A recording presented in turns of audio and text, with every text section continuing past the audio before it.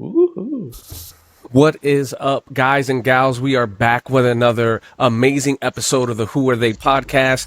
I am D2 Nice. Tiggy. Maximus. What is up, guys? We are not going to waste any time. We are going to jump in to Magomed Ankalaev and Alexander Rakic. Tiggy Max, what do you see very shortly, and then who do you see winning in this match? I see a very, very good fight in this one. I like Ankalev. I've been a fan of his, and I've been starting to get used to Rakic, but I think Rakic might have lost his last fight, so I think he needs to get back on the horse again. Ankalev, great fighter, great striker, and um, honestly, I could see this being like one of those number one contender consideration matches, and I do like Ankalev by TKO in this one, so I'm picking Ankalev to Mm, win against Rakic.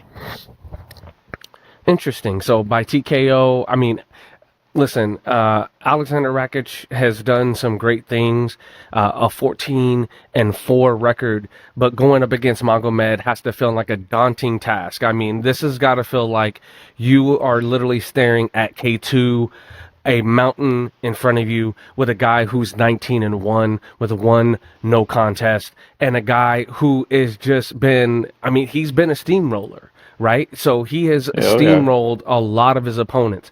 So I'm going to keep this one simple. I've got to go with Magomed Ankalaev on this one. I also do believe that there is a high chance that you see a TKO in this fight as well. Fireworks. Any other last Fireworks. words? Fireworks for sure. I mean, Rakic is a guy who definitely hits hard, has a lot of power. Oh yeah. Um, you know, for that light heavyweight division, he's definitely a great mover. Magomed Ankalaev, though, is just a guy who has definitely put the work in, and he is a formidable force. I Mhm. just don't know if I see Alexander beating that. Any last thoughts on this fight? Well, I do feel that Ankalev, he might be a little more motivated for this fight, knowing that there is supposedly a title shot waiting for him if he wins this fight. So, It's in the honestly, wings. it's in the wings, and I think we're going to see something very spectacular on Saturday morning. It is in I Abu think we Dhabi. do. And one thing I will say is that, the, Alexander Rakic does have a longer reach, and he's got a lot of power. This could be one of those fights where he aims to make a statement, especially at where they're going to be fighting at in the world. So it's definitely possible. I would say that the cards are definitely stacked against him. They're not in his favor for this one, but I think, as you have already previously stated, a hell of a fight is upon us, and fireworks are definitely going to happen. And this is a fight that more than likely stays on its feet for, so Oh yeah, people who I think really so. want to see a striking battle and powerful punches, this is definitely one to keep on the list, because this is going to be it right here. Guys, listen, if you are a Boars Hamzat Chimaev fan, you need not wait any longer. Now, we all know that he's going up against the Reaper. Come on, Robert Whitaker. This is as exciting as it's going to get. Oh yeah. Well, we still have a main event to talk about, but this is an exciting fight against two guys in the middleweight division who know how to get the job done. As Hmm. Boris has said very recently, he knows how to get it done better than Robert Whitaker because he doesn't know any other way, and Robert Whitaker Uh, knows how to lose. So, what do you think, Tiggy Max? Ooh, I really like this one. I've been waiting for this fight for a while. I know they were supposed to do this back in June or something on ABC, but um, yeah, Chimaev got sick and stuff. So, but he got back on the saddle. He's healthy again, and hopefully, we're gonna see some fireworks in this one. I do like the striking from Robert Whitaker. He does have some great wrestling too. Now, saying that, I have seen how Chimaev wrestles, and he is a monster. And he's going to be super aggressive right off the bat. He's going to start off in that little squat stance, and he's going to have that evil smile, and he's going to go right after you, and he's going to just go for that takedown, which is like his forte. But we can't forget that Chimaev does have some heavy hands, and if one of those punches lands flush, and we have seen Whitaker collapse from a very well-timed punch from like guys like Israel Adesanya and um, what was it, Duplessis. Honestly, Mm-hmm. I gotta pick. I'm picking Shamaev by TKO, and I feel that it's gonna happen in the first round, and Shamaev will spit off his mouth, and he's gonna start shooting, calling out a whole bunch of middleweights, and who knows, he might even call for a title shot after this. What do you think? You know, the very animated version of Boars, right? Yeah. The Hamzat Chimaev that is Conor McGregor esque in many ways. The I'm shouting out and I'm gonna say that I'm here to kill everybody. Oh yeah. This is he wants to let the world know that these divisions, whether it's middleweight, it's light heavyweight, it's heavyweight, those divisions are his. Can Yeah. he stay healthy enough to start running divisions like the king Whew. that Yeah. you believe that he is? But I'll say this, listen, Robert Whitaker is definitely going to be probably one of his toughest battles to date. Again, you're talking about a different weight division when you're talking about a guy like Kamaru Usman. All right. And some of the guys that he's fought, Hamza Chimaev is a massive dude. Okay. Oh yeah. And he's had to shed a lot of weight to get to some of those lower weight classes, but still Yeah.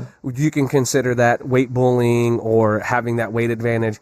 This is going to be a lot closer because again, Robert Whitaker's has fought some large guys as well, and Yeah. he's not a small dude himself. But this is what I'll say.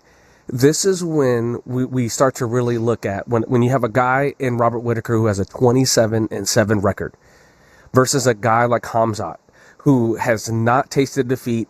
He's had 13 wins in mixed martial arts. Uh-huh. Where does that experience take hold? And I think the difference is that there's experience, and then there's guys who have the experience of a Reaper, Robert Whitaker, who are at the highest level of mixed martial arts as it gets. And I think that unlike other fights that you've seen Chimaev in, you are now going to see him have to really settle in, have to really bite in on that mouthpiece because it is not going to be a 30-second, a minute and a half, a 2-minute win where he starts spouting off at the mouth, as you said, and starts calling everyone out. I do not Oh think yeah. that this battle is going to be that easy. Listen, I do believe that Robert Whitaker is hungry. He just lost to Duplessis, and Uh-huh. he is, I think, angry about that. He knows what that defeat felt like, and I think that Yeah. now he's like, no games to be played. So you're going to see a physical aspect of Robert, but I think you're also going to see the gamesmanship. I think you're also going to see the guy who brings out all the stops when it comes to the skills learned, not just the skills gained. Yeah. I'm excited about this fight because I know it will absolutely be a war, period. Yep. The question is, I know that you have for me and all those watching the Who Are They podcast, who wins, and I still have to go against Hamzat Chimaev. I do believe that the Reaper possesses all of the skills, all of the knowledge that he needs to defeat a guy in Hamzat, and with his recent illnesses that he's had to overcome he's had to battle through to get to where he is now. I just think that Robert Whitaker is going to be in a better position, especially coming off of that beautiful knockout win. Listen, I got to go with Robert Whitaker. I like this fight. Oh, we can. Listen, I once said a long time ago, probably 5 minutes ago, that it doesn't get any better than this, and this is really where it doesn't get any better. The main event of the evening comes in the featherweight title defense for Ilya Taporia going up against Max Holloway. The Blessed Express is back. And I'm going to tell you something, Tiggy Max. You know, we talked about off air that Max Holloway is not putting his belt up in this fight. And it could have been champion versus champion in this fight for the UFC featherweight championship belt. And of course, the baddest belt on the planet, the BMF belt. But here's why I Yeah. say I am kind of glad that they are both not on the line for this. Because if Ilya Taporia manages to find himself back in the winners column for this, and Max Holloway ever decides that, hey, I'm gonna put this belt back, I'm gonna get back to going back for this UFC championship title, the only one that really matters at the end of the day is that gold one. I think then you see he has to put that belt on the line. Ilya will say, there's no way that I'm fighting you again without that belt on the line. What do you think? Well, I'm very curious about this fight because I feel that this is going to be purely a strike fest for 5 rounds, and we're going to see a lot of strategy adapting. We're going to see some heavy hands, and we're probably going to see some close calls, but I do feel that Max, he's gonna go for the high volume output in this fight with Ilya. But I feel that with Ilya Taporia, he's gonna try to be smart about this, and he's not gonna try to make this punch for punch. He's gonna try to be more effective with his strikes. He's gonna be more effective and try to get out of the way. He's not in it to try to take damage. He's trying to deliver his strikes and try to earn those points. And if he has a chance, he might go for a knockout somewhere. But um, I feel that he's going to be able to be a little elusive and try to avoid a lot of damage from Max. And for Max, I feel that he's not gonna try to get out of the way. I think he's gonna try to go for the knockout. He has something to prove in this fight with Ilia Topuria, but in the end, I do feel that Ilia Topuria is going to be the winner by decision in this fight. What do you think? How insane is that thought of what you just said? Listen, Max Holloway going for a knockout against Ilya Taporia. I have not heard one person on the planet so far say that they think that Max Holloway is going to go for a knockout in this fight. And I think it would be absolutely beautiful. Listen, and I'm not saying that I would think it would be absolutely beautiful because it's Ilya. I think that with what this fight means, right? With the person that Ilya is, right? With the person that Max is. If Max were to get a knockout in this fight, how crazy would that mean with all the talk and all the hype that has been around, that's been surrounding this fight? It would definitely be epic.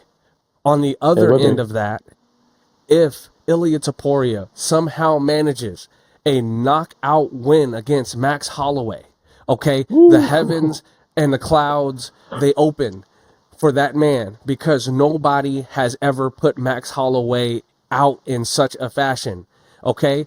Not Dustin Poirier, not Conor McGregor, and so on and so forth in so many fights. No one has ever done it to him. So my whole thing is the excitement behind this fight comes from you were talking about two very game competitors, guys Oh who yeah. are at the top of the list when it comes to excitement, the ability to talk, especially in Max Holloway's case. Everyone loves to just sit there and listen to his interviews. He's got a poise to him, he's got a level of respect about him, and Ilya Taporia, I feel like is still trying to find that portion of himself. You know, the one thing he Yeah. keeps saying is that, you know, since he was young, he wanted to be the first person to knock out or beat Max Holloway. There's a level at which where he speaks this high praise of Max, but then it almost kind of still comes off as disrespectful. I don't know how you can be both ways, but Ilya Taporia manages it. Now, Tony, you've had your pick. I'm gonna go with the Blessed Express on this one. Listen, Ooh. I think that Interesting Ilya pick. Taporia is definitely as talented as he thinks he is. I think that as a 15-0 fighter, he is definitely not only talented, but when you think about his attributes and the fact that he has a lot of power, he can put guys away, but he is multi-talented in mixed martial arts, very well-rounded. I still think that there is just a level of heart. And I think that when you look at the attributes of a Max Holloway and the fact that he just came off of a KO of Justin Gaethje, one of the guys who has one of the strongest chins in the UFC, very Yep. exciting fighter. Listen, I gotta say, Max is on a roll. I love his mentality, and he said, just like when he was fighting Gaethje, when he was training for that, he did hard sparring. He's doing hard sparring now. I think he's getting back to that person that he needs to be, that animal instinct. And I just don't know if Ilya is going to be prepared for that, especially up against a guy who's been under the bright lights so many times for so many years. Anything can happen in this fight, and that's what makes watching them so exciting. I still got to go with the Blessed Express. Ooh. Any last words, my friend? Well, we're gonna be watching all the fights for UFC 308 from Abu Dhabi at Rancho Penasquitos Pitchers Bar. So that's where we're going to be at, and we're going to see some game fans. And even though it's kind of early at 11 a.m. for the main card, but it should be a very fun day of fights, and we're going to see something very interesting. I got a good feeling about this. Definitely going to be interesting. As always, we thank you for sticking with us. The Who Are They podcast, your boy D2 Nice. And Tiggy Maximus, excited for the fights. And we are out. Peace. Boom.